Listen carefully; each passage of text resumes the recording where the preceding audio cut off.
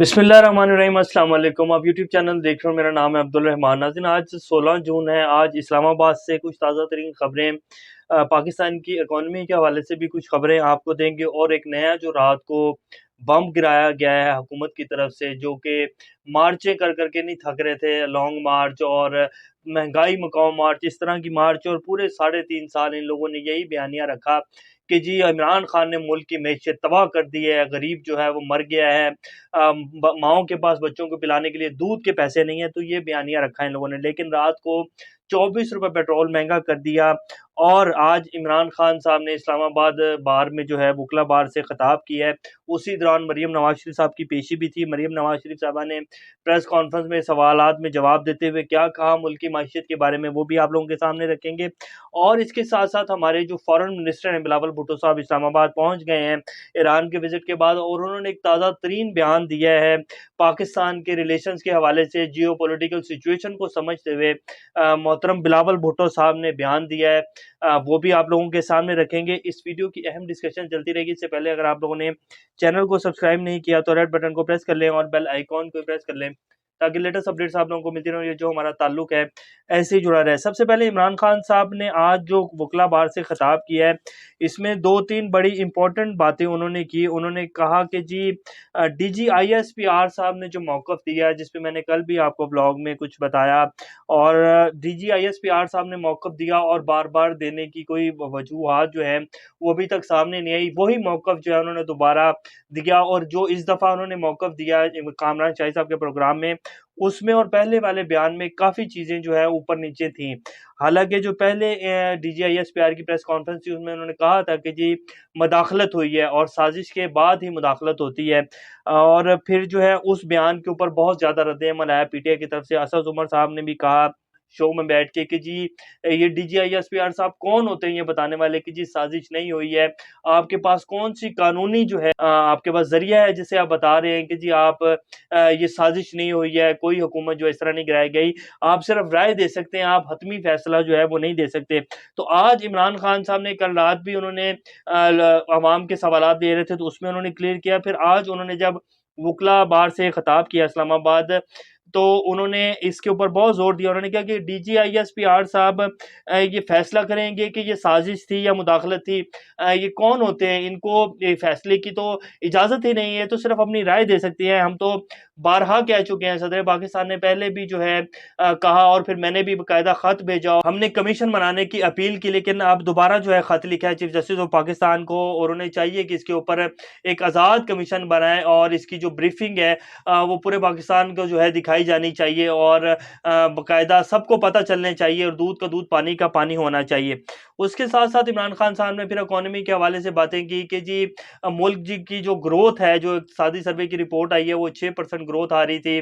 पाकिस्तान की माशी तरक्की जो है वो बहुत अच्छी जा रही थी। जितने भी इशारे और जितने भी इकोनॉमिक इंडिकेटर्स थे वो बिल्कुल दुरुस्त सिमत की तरफ थे। और फिर वजह क्या बनी जिसकी वजह से ये सब कुछ किया गया, और मैंने बाकायदा वज़ीर ख़ज़ाना को भी भेजा न्यूट्रल्स के पास। आज उन्होंने न्यूट्रल के ऊपर भी बहुत ज़ोर दिया और कहा कि मैंने न्यूट्रल के पास जो है वज़ीर ख़ज़ाना को भेजा, और मैंने खुद भी कहा कि अगर ये सब कुछ जो साजिश हो रही है ये मुकम्मल हो गई और इस हुकूमत को डिस्टेबलाइज़ कर दिया गया, तो पाकिस्तान फिर ऐसे गर्दाब में फँस जाएगा। पाकिस्तान इस चीज़ का बिल्कुल भी मुतहम्मिल नहीं हो सकता, और आपने इस साजिश को रोकना है। लेकिन उन्होंने कहा जी हम न्यूट्रल हैं, और उसके बाद आप सब लोगों के सामने हो। और अब पाकिस्तान, मुझे खौफ है इस बात के कि पाकिस्तान जो है वो श्रीलंका की तरफ जा रहा है, और पाकिस्तान जो है डिस्टेबलाइज होने की तरफ जो है बहुत तेजी से जा रहा है, और ये हुकूमत से भी बिल्कुल नहीं संभल पा रहा जी। डॉलर ये जब से आए हैं इनसे डॉलर ही नहीं संभला। आज डॉलर जो है 207 से 208 के ऊपर ट्रेड हो रहा है। एक दिन के अंदर 24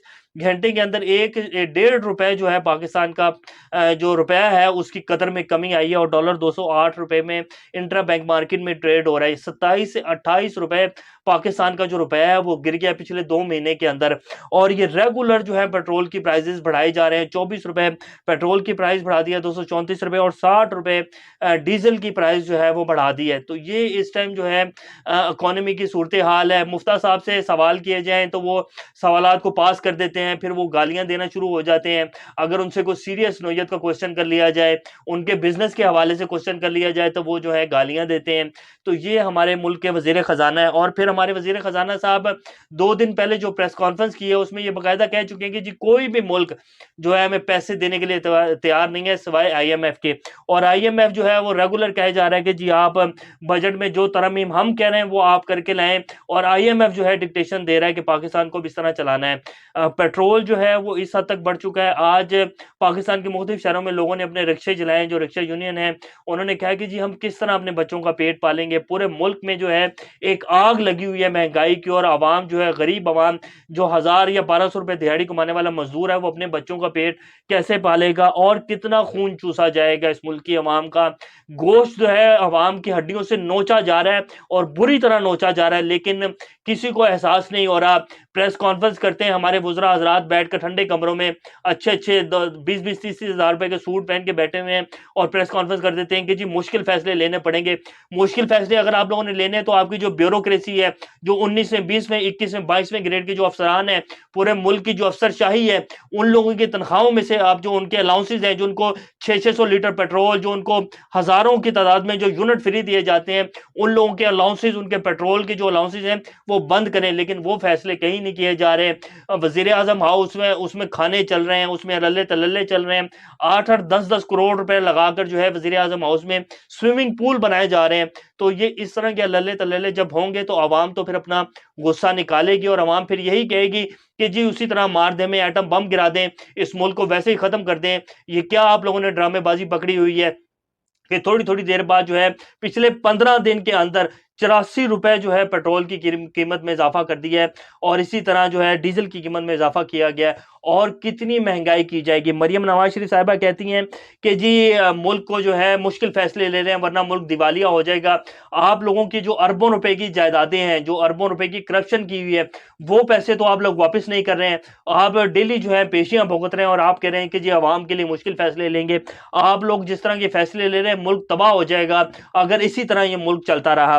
अब मैं थोड़ी-सी ये बात करना चाहूँगा कि क्या ये जो इस मुल्क में हो रहा है, ये पिछले कुछ वाक़यात जो 2 माह के अंदर हुए हैं, वो आप लोगों के सामने रख देते हैं। अब मैं आपसे कुछ सवालात हैं जो मैं करना चाहता हूँ अपने मुख्तलिफ हलकों से, कि ये जो बार-बार वज़ाहतें दी जाती हैं, मेरा तो नहीं ख़्याल वज़ाहतें तो सिर्फ़ वो देता है जिसके दिल में चोर होता है, उसी को वज़ाहतें देनी पड़ती हैं। इलेक्शन कमीशन ऑफ पाकिस्तान जो कर रहा है, क्या पाकिस्तानी अवाम को नहीं नज़र आ रहा, या पाकिस्तानी अवाम अंधी है? इलेक्शन कमीशन जिस तरह के फ़ैसले ले रहा है, और जो कुछ कर रहा है, और जिस तरह इलेक्शन कमिश्नर साहब जो हैं वो जाके डिक्टेशन लेते हैं कि आवाम भोंगी है, या आवाम को कुछ नहीं पता कि ये इस मुल्क में किस तरह का खेल जो है रचा जा रहा है। क्या हमारी अदालतें खामोश हैं तो ये आवाम को नहीं समझ आ रहा है, या आवाम अंधी है, या आवाम को नहीं पता कि हमारी अदालतें इस टाइम क्यों खामोश हैं? 16-16 20-20 40-40 अरब रुपए की करप्शन के केसेस हैं, और वही लोग वजीर आजम और वजीर आला बन के बैठे हुए हैं। आधी से ज्यादा इस मुल्क की काबीना जो है, 70% काबीना जो है, उसके ऊपर चोरी के और इस तरह के कत्ल के मुकदमात हैं। क्या हमारी सुप्रीम कोर्ट को या हमारे अदारों को, अदलिया को नहीं नजर आ रहा? अवाम सब कुछ जानती है और अवाम वेल इन्फॉर्म्ड है। अगर कोई ये सोच रहा है ना कि अवाम वही 40 साल पहली अवाम है, जो मर्जी कर देंगे इस मुल्क के साथ और जिस तरह मर्जी कर देंगे, अवाम को कुछ नहीं पता चलेगा, तो अब वो वक्त जो है गुजर चुके हैं। अब आप जितना भी इलेक्ट्रॉनिक मीडिया के ऊपर जो है अपना जोर डालें, प्रेशर डालें, चैनल्स को बंद करवा लें, सहाफ़ियों के मुंह बंद करें, लेकिन ये जो सोशल मीडिया जैसी बला एक पूरी दुनिया के सामने आगे खड़ी हो गई है ना, इसको रोकना इम्पॉसिबल है। आप जो भी मर्जी कर लें, सब लोगों के चेहरों से निकाब जो है वो सोशल मीडिया के ऊपर उतर रहे हैं, और सबको पता है कि पीछे बैठा हुआ कौन डोरियां हिला रहा है और कौन डोरियां नहीं हिला रहा। क्या आज नैब और FIA के साथ जो कुछ हुआ, और जिस तरह लोगों को जो है चेंज किया गया, जिस तरह प्रोसिक्यूटर्स को जो है प्रेशराइज किया गया, जिस तरह डॉक्टर रिजवान साहब को हार्ट अटैक हुआ, और जिस तरह ये केसेस में जो सब कुछ चेंजिंग हो रही है, क्या नहीं पता चल रहा आवाम को कि ये क्या हो रहा है? सब कुछ नजर आ रहा है। क्या 25 मई को जो इस मुल्क में अवाम के साथ हुआ, मकबूजा कश्मीर की तस्वीर पेश कर रहा था पाकिस्तान उस दिन, और जो जुल्म रवा रखा गया, जिस तरह शेलिंग की गई पाकिस्तान की अवाम के ऊपर, जिस तरह माओ बहनों की जो है इज्जत उछाली गई, और जो जो कुछ किया गया, गाड़ियों के शीशे तोड़े गए, और जो जो कुछ हुआ, क्या अवाम को नहीं पता कि उसके पीछे कौन था और वो कौन करवा रहा था और किसके ऑर्डर्स पे सब कुछ हो रहा था? तो अवाम वेल इन्फॉर्म्ड है सर। अब आप जैसी मर्जी जो है वजाहतें दे लें, जो मर्जी कर लें, अवाम सब जान चुकी है कि ये जो कुछ पाकिस्तान में पिछले 2 माह में रजीम चेंज है, जो भी कहें, जो कुछ हुआ है, इसके पीछे कौन था और किसके हाथ थे, वो सब कुछ पता है। अब आपको लास्ट में बता देते हैं कि हमारे फॉरेन मिनिस्टर बिलावल भुट्टो साहब जो हैं वो इस्लामाबाद पहुंच गए हैं ईरान का दौरा करके। वो क्या कह रहे हैं वो आपको बता देते हैं। Bilawal Bhutto Zardari said on Thursday said engagement with other countries including India and the United States was important for Pakistan is view of the emerging geopolitical developments। कि जी पाकिस्तान के जो इस टाइम वो है ज़रूरत है पाकिस्तान की, वो इंडिया और अमेरिका के साथ ताल्लुकात में बेहतरी लाना जो है पाकिस्तान और जियो पॉलिटिकल सिचुएशन के हवाले से पाकिस्तान की बहुत ज़रूरी है कि हम इंडिया और अमेरिका के साथ ताल्लुकात बनाएं। और अभी इंडिया ने जो थोड़े दिन पहले जो कुछ हुआ है इंडिया में, और मोदी हुकूमत, नूपुर शर्मा और जो जिंदाल फैमिली है जिनको निकाला गया फिर बीजेपी की जमात से, जो कुछ उन्होंने हजूर सल्लल्लाहु अलैहि वसल्लम की शान में गुस्ताखी की और जो कुछ इस टाइम इंडिया में मुसलमानों के साथ खासतौर पर हो रहा है, और जो इंडिया कश्मीर में कर रहा है पिछले 2-2.5-3 साल से, जो कि यही सारे लोग इकट्ठे होकर कह रहे थे जब इमरान खान साहब हुकूमत में थे कि इमरान खान ने कश्मीर का सौदा किया, इमरान खान ने कश्मीर को बेच दिया है। तो अब वो सारे जो हैं हजूर सल्लल्लाहु अलैहि वसल्लम की शान में गुस्ताखी होने के बाद सिर्फ एक ट्वीट के ऊपर जो है कंडेम करते हैं और मजम्मत करते हैं। ये यहाँ तक नहीं हो पाता कि आप सफ़ीर को बुला के उसके हाथ में मरासला ही थमा दें या उसको कहें जी आप अपने मुल्क जाएं और जाके बताएं कि पाकिस्तान को जो है कितना गुस्सा है और पाकिस्तान शदीद मजम्मत करता है इस हरकत की। अगर आइंदा किया गया तो पाकिस्तान से बुरा कुछ नहीं होगा, लेकिन वो सब कहाँ करना था जी? वो तो मुसलमान होते तो हमने करना था ना, या हम लोगों में ईमान होता तो हम लोगों ने करना था। हम तो उनके साथ तजारत करना चाह रहे हैं, हम उनके साथ इंडिया और अमेरिका के साथ अच्छे ताल्लुकात बनाना चाह रहे हैं जियो पॉलिटिकल सिचुएशन को देखते हुए। जियो पॉलिटिकल सिचुएशन को देखते हुए हमें चाइना के साथ, ईरान के साथ, तुर्की के साथ, रूस के साथ ताल्लुकात बनाने चाहिए, ना कि अमेरिका के साथ। अमेरिका ने जो पिछले 20 सालों में पाकिस्तान की तबाही फेरी है और अभी भी नहीं बाज आ रहा। ये CIA की रिपोर्ट्स हैं, इसके ऊपर आर्टिकल्स शाया हो चुके हैं कि अमेरिका और पेंटागन किसी भी सूरत हाल में पाकिस्तान को स्टेबलाइज नहीं देखना चाहता, और जो पिछले 2 महीने में अमेरिका ने पाकिस्तान में किया वो आप सब लोगों के सामने है। अभी तक के लिए इतना, इंशाल्लाह नेक्स्ट अपडेट के साथ दोबारा आप लोगों के सामने हाजिर होंगे। तब तक अपना और इस चैनल का ख्याल रखिएगा। अल्लाह हाफिज।